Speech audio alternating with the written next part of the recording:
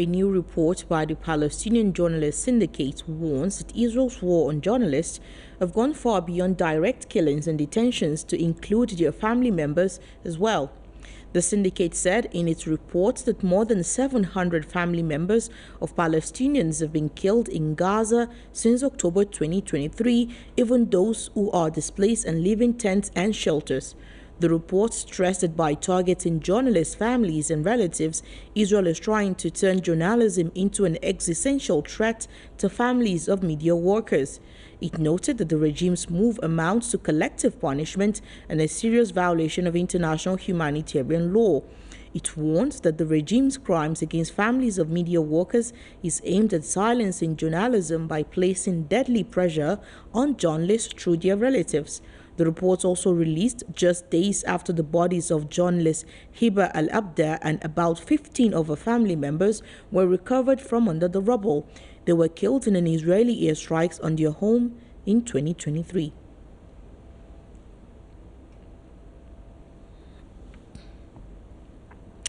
For further insight and perspective, we're joined by Tony Gosling, who's an historian and investigative journalist, joining us live now from Bristol, UK. Thank you so much, Mr. Gosling. It's always a pleasure to have you on. I mean, we knew when the genocide was happening that after a short respite, that's when we will start getting the true impact of the crimes committed in Gaza. But you know, the attack on journalists is not new, but the extension of that attack on their family, how does one, contextualize this in the broader prospect of knowing that the journalists themselves were the reason why the world woke up to the genocide and now their families are being targeted? What does that mean in the long run for Palestinians and the documentation of the crimes against them? Well, one of the implications is that only single journalists, people with no family, will get into the profession. But of course, this is not because of course they care more for their family than their job, and they will be dissuaded from even getting involved in journalism. But remember, this is unprecedented. Never before, as far as we know, in the history of planet Earth, has so many journalists been targeted as part of a war crimes campaign. And a journocide is what I call it, journocide. It's not just the genocide of the people, it's also this attack on our eyes and ears on the ground.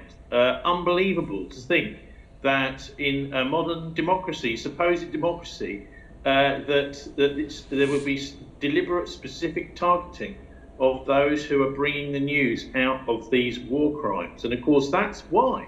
It's because they are war crimes. This is all very much premeditated because the Israelis do not want the rest of the world to know about the war crimes they're committing. And they also, on the other side, of course, this affects the judicial procedures. That is to say, International Criminal Court evidence of war crimes that's going through the judicial process, which was started by the South Africans. And of course, we've now seen arrest warrants issued for Benjamin Netanyahu and one of his colleagues. I think it was Yoav Gallant, the defence minister, who's now not defence minister. Maybe he's decided he's had enough of the war crimes. But this is the point, is if the evidence is not being got out around the world through our 24-hour rolling news channels, despite the agents within those news channels who are suppressing news that does come out, this is why they've been targeting the 250 plus journalists that we're deliberately targeting, because this is the deranged attitude of Israel and their supporters here in the UK and elsewhere. Is they believe that they can use the killing of journalists to hide and lie what's going on there. Of course, this will come back to bite them eventually because they can never hide these lies forever. Right.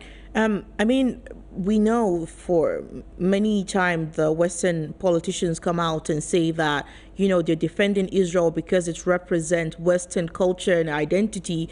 And we know that in the West, the most, progressive protests that we've had against the genocide came from average people there. So it seems as though there is, a discontinuation between the people and also the government. There's a lacuna there in terms of what they both stand for.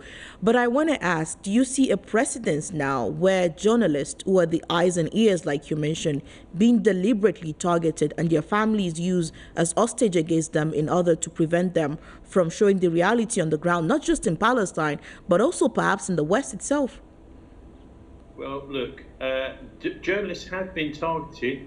Asa Winstanley from the Electronic Intifada here in the UK, he's an anti-genocide journalist, and the judges here in Britain have ruled that the police illegally raided his home and illegally took his journalist items from things like computers and this sort of thing from his home. So this is the extent to which the Israel lobby has these extra powers to reach right into freelance journalists and staff journalists here in the UK to stop information getting through. Now, let me also say that journalists in Britain are not generally intimidated by this, because they're winning the court cases.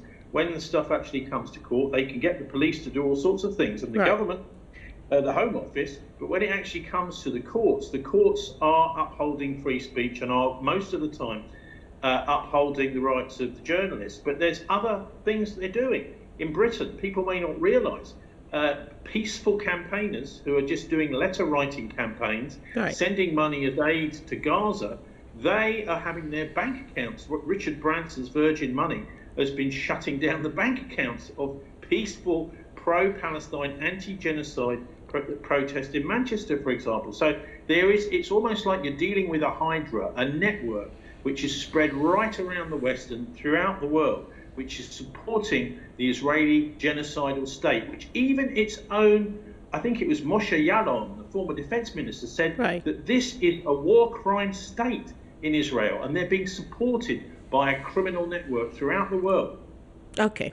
We'll have to leave it there. It's always a pleasure to have you on and hear your thoughts. That's Tony Gosling, historian and investigative journalist, joining us from Bristol, UK.